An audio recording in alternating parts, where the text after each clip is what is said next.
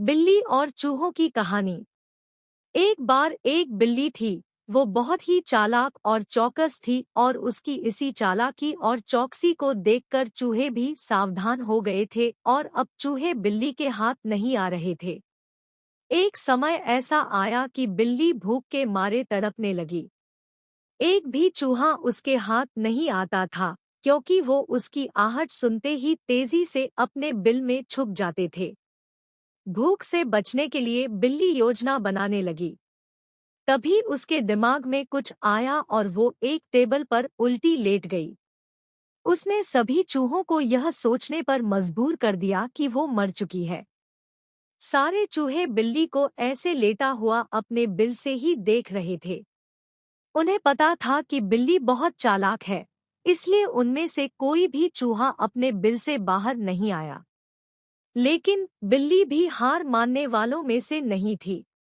वो बहुत देर तक उसी टेबल पर उल्टी लेटी रही।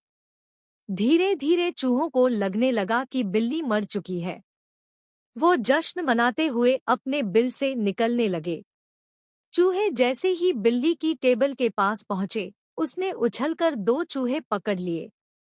इस तरह बिल्ली ने इस बार तो अपने पेट को भर लिया, लेकिन चूहे अब और भी ज्यादा सतर्क हो गए। दो चूहे खाने के बाद बिल्ली दोबारा भूख से तड़पने लगी, क्योंकि चूहे अब बिल्कुल भी लापरवाही नहीं बरतना चाहती थे।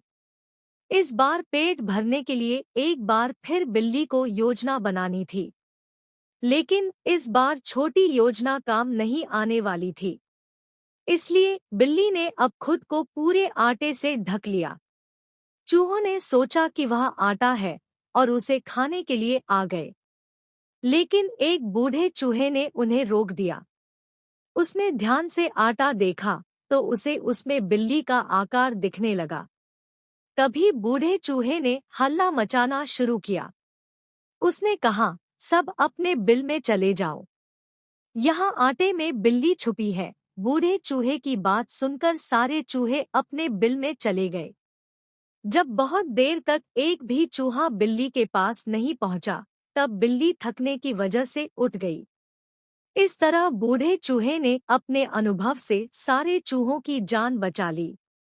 कहानी से सीख। बिल्ली और चूहे की कहानी से यह सीख मिलती है कि बुद्धि का इस्तेमाल करके धोखे से बचा जा सकता है। Like, share and subscribe my channel and also press the bell icon for being updated.